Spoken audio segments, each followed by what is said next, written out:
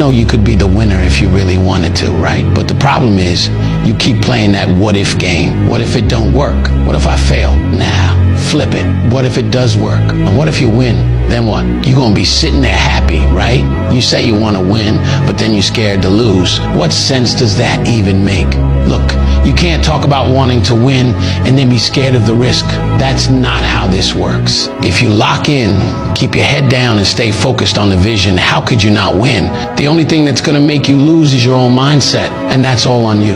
Your biggest enemy ain't out there, it's in your head. So if you wanna win, you gotta get out of your own way. And here's the truth.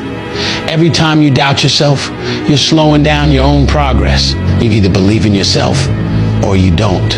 There's no in between. If you keep second guessing everything, you're already losing. But when you stop playing scared and start moving like you're built for this, you'll see everything change. So stop thinking about what could go wrong and start focusing on what's gonna go right.